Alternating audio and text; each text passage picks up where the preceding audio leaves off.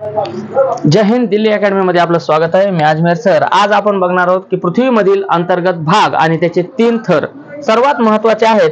की बघा, एक गोष्ट लक्षात घ्या की पृथ्वीचे मुख्यतः 3 थर अंतर्गत भागामध्ये पाडले जातात. पृथ्वीच्या वरच्या बाजूला वातावरणाचे जवळपास 5 थर आहेत. अलग लक्षात.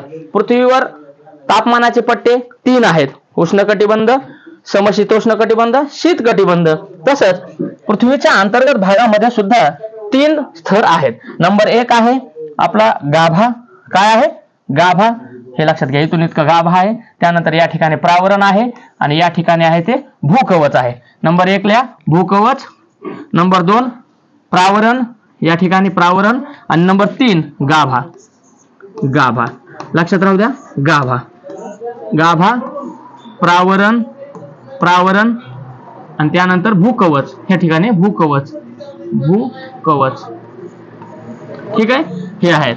तर सगळ्यात जड द्रव्य जे आहेत, सगळ्यात जड किंवा जास्त घनत्व, जास्त डेन्सिटी असणारे जे जसे की धातू आहेत, सोनं जड आहे, तर त्याच्यापेक्षा जड धातू ही पृथ्वीच्या मध्यभागी जाऊन बसलेत. कुठे बसले? तर मध्यभागी. जसं आपण काल त्रिज्या बघितली की त्रिज्या किती सांगितली पृथ्वीची.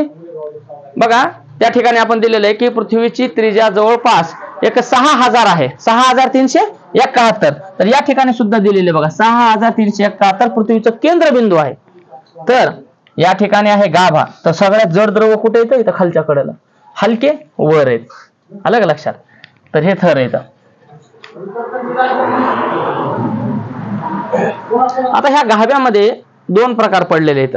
ह्याची रचना गाभा आहे. तर गाभा काय आहे? हा अंतर्गत गाभा हा घन आहे. घन म्हणजे ठोस. ठोस म्हणजे दगडासारखा आहे. आणि त्यानंतर बाह्य गाभा.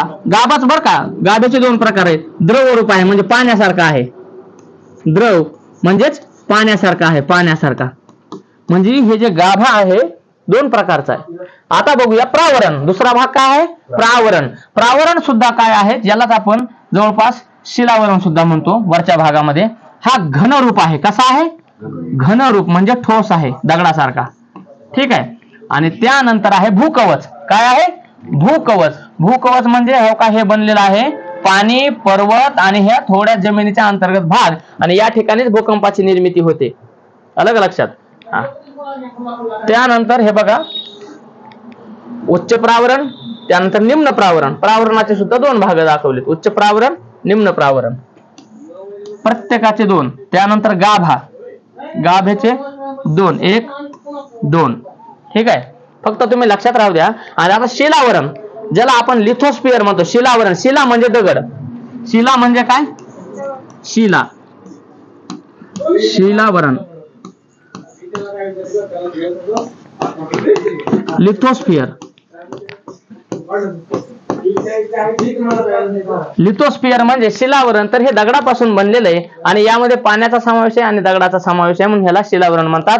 शिलावरणाच्या खालच्या बाजूला या ठिकाणी ॲस्टोनोस्फिअर आहे, ज्या ठिकाणी उष्ण लावा रस तयार असतो. त्याला मॅग्मा म्हणतात आणि भूकंप होऊन बाहेर पडतो. ठीक आहे.